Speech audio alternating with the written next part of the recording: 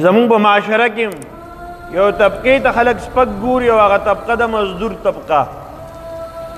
یو انسان دی هغه د الله خپل مال ورکړی، خپل جایداد یې ورکړی، خپل کور یې ورکړی، خپل کاروبار یې ورکړی دی. د ده چې کله هم ضرورت شي نو دی ځان له مزدور ګوري دیاړۍ دپاره.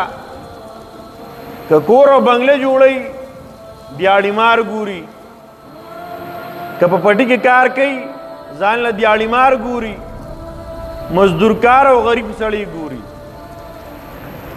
د چا د مخه چې ښایسته باغونه لګېدلي، ښکلې فصلونه کېږي، ښکلې عمارتونه جوړ دي، ښایسته او مزیدار سړکونه جوړ دي، مزیدار محلات او شاندار محلات جوړ دي.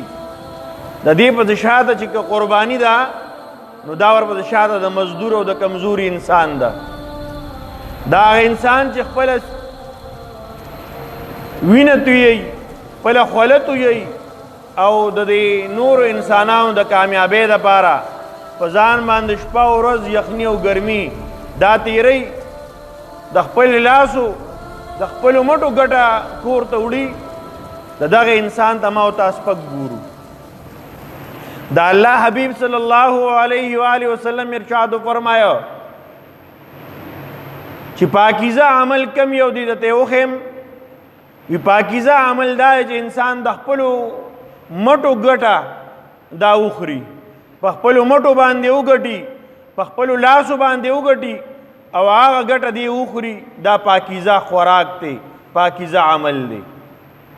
بیا وفرمایل بخاری شریف دا حدیث منقول دی، فرمایي چې حضرت داود علیه السلام به په خپلو لاسو باندې مزدوري کوله، په خپلو لاسو به مال دولت ګټو، هغه به یې خوړو. الله رب العزت ته داسې بادشاهي ورکړې وه چې نه یې مخکې چاته ورکړې وه او نه به آینده چاته ورکي. داسې د وخت بادشاه هغه په خپلو مټو باندې مزدوري کوي، کار کوي او د هغې پیسې جمع کوي، په هغې باندې خپل ګزران کوي. حضرت موسی علیه السلام د حضرت شعیب علیه السلام د هغه مزدوري کوي، د هغه بیزې سره یي، د هغه ګډې او بیزې او څاروي سره یي. یو روایت کې راځي 8 کاله، بل روایت کې راځي 10 کاله د حضرت شعیب علیه السلام څاروي سره دي، هغه به یې ساتل او په هغې باندې به خپل ګزران کو. دې وجې نه محترمو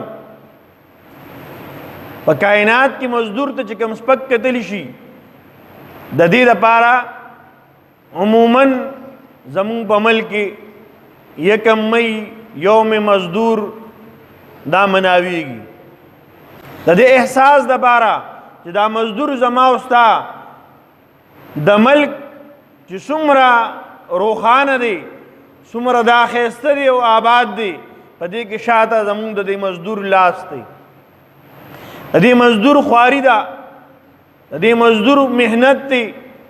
د جون جولای سخته ګرمي ده، مزدور لګیا دی زما او ستا په پټي کې، زما او ستا په کور کې، زما او ستا دپاره لګیا دی، محنت کوي.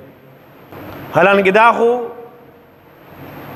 خدمت دی او دا مشقت دی، دا عبادت دی. حدیث مبارک کې راځي الکاسب حبیب الله، محنت کون کې کس دا د الله حبیب او د الله دوست دی. چې کوم سړی د الله دوست دی موږ د هغه حق تلفي کوو، دا حق موږ وخو، د بل حق دا په وخت ورکول پکار دي. ځکه د الله حبیب صلی الله علیه و آله وسلم ارشاد فرمایي اعطوا الاجیر اجره قبل ان یجف عرقه،